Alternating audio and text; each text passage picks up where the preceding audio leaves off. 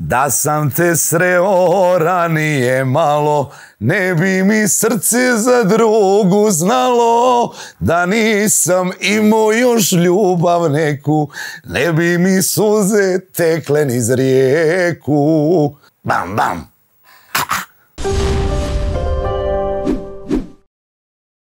Pozdrav ekipa, ja sam Stjepan Ursa i ovo su moji najbolji uleti u inbox. A već sljedeći tjedan ćete me gledat u mom brutalnom showu. Pratite me na YouTube kanalu 24 sata. Zašto si toliki? Ja ne znam ljudima objasniti zašto sam ja toliki. Ja sam odabrao taj sport, u tom sportu je normalno da budeš toliki. Bez obzira koji sport da sam ja odabrao, ja bi bio u tom sportu što mogu bolji. Tako da evo, toliki sam zbog tog sporta. Burek ili ćevapi? Pa gle, zavisi koji je dio dana, Boris. Ako je jutro, maznio bi burek sa jogurtom ladno. Ali već ako je malo, znaš, svježije, jak znam da neću imati nikakav ulet, znaš, i nešto. Onda jedem ćevape s lukom. Ja moram ovo pitanje pročitati. Prvo je gore u naslovu, znači nevjerovatno je. Ali Marko me pita, prčiš li šta?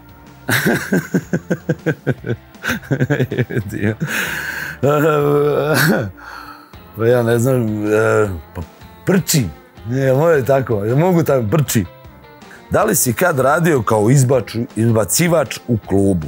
Pa nije to sad bilo klasično da sam ja bio izbacivač, redar, znaš, nego ja sam uvijek bio uz te svoje prijatelje koji imaju klubove, pa kad bi otvorio tipa Tomo Stil, znaš, prva godina sve, idemo tamo, zajebancija, mi 3 mjeseca na moru, znaš, ja mu pomažem malo da nema problema i to je to, ništa znaš, čisti suport, ajmo to tako, ne. Najbolji trening za prsa za početnike.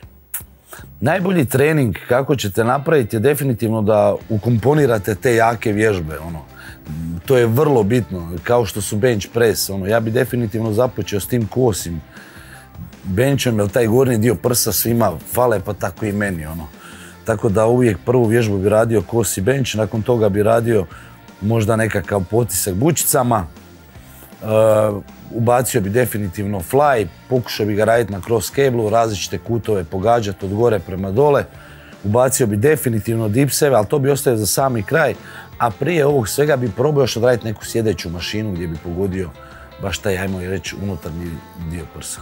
Briješ li pakšu? Svaka čast, mislim, ja čitam namjerno kak mi padne. Bolan, postaćeš palačinka, koliko ih jedeš? Šta bi se rekao, babin sine, pomalo. A volim te palačinke, svi kak radim te palačinke, to Roki, samo pojedem 20 palačinka dnevno. Sise ili guzice na ženi? Dobro pitanje. Gledaj, jedno i drugo možeš ako si pametan napraviti, to i tako rekao. Današnje cure jako dobro treniraju guzicu, pa primijetili ste, svi izgledaju isto, iz teretana, veliko dupe, onako skladno su gore glađenje, nemaju sad velike, ogromne grudi, ali kad bi morao birati između tog dvoje, odabrao bi onda sise, ajde nek bude. Grudi je ovo isprinjao.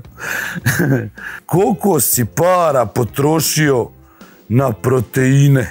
Stari moj, znači sad slušaj evo, ali to ljudi će se zezniti.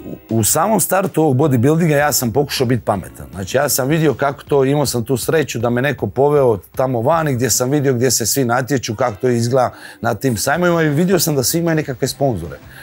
Nekog za nešto. Ja sam uvijek sebe pokušao izreklamirati. I uvijek sam u samom startu i kad sam počeo trenirati, bez da sam se natjecao, sam imao nekog ko mi je davao proteine kako bi ga ja reklamirao i ne znam, na temelju toga neko drugi stvarao prodaju. Tako da evo, ajmo reći, nikad nisam kupio protein. Daj mi savjet kako da se udebljam. Znači, gledaj, većina ljudi ne zna naš tipove tijela, ne zna neke osnovne stvari, ja to podrazumijevam, jer ne moraju znati.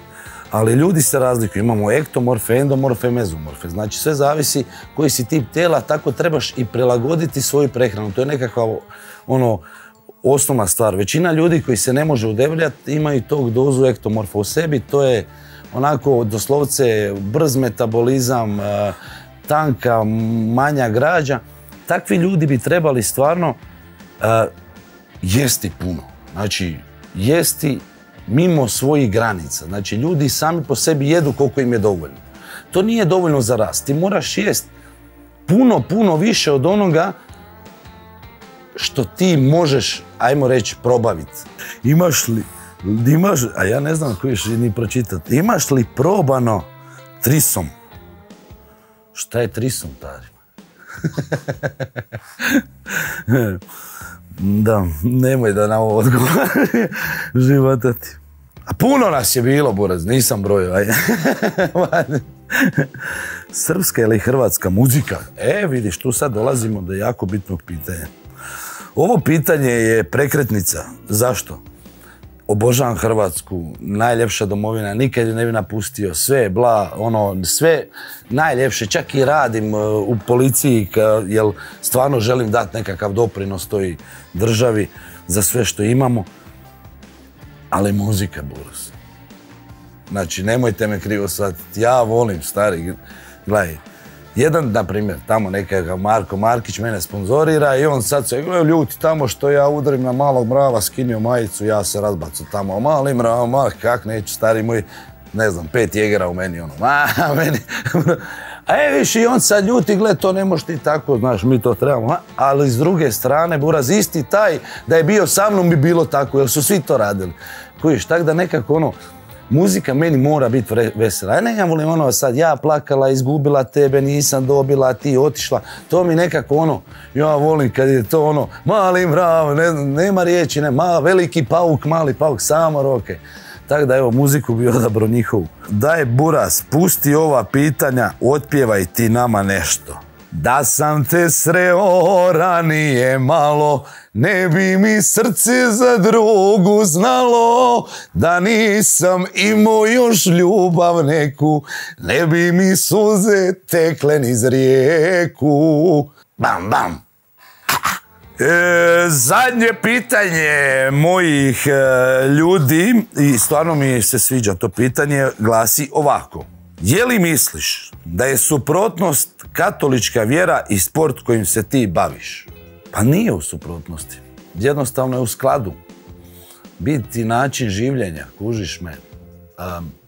Nikom ne radim zlo osim dobro. Znači, svi oko mene su sretni, uživaju, nikad nisam nikog povrijedio. Meni je dobro, ja sam vesel, sretan, živim po PS-u. Ja ne znam šta bi tu. To je idealno biti sportaš i katolička vjera. Hvala ekipa što ste bili s nama, nadam se da ste uživali. Ima tu mnogo dobrih pitanja, ali možda bolje da ne čitamo. I obavezno ekipa od sljedećeg tjedna pratite moj show na 24 sata. Dofati mi kapu sad.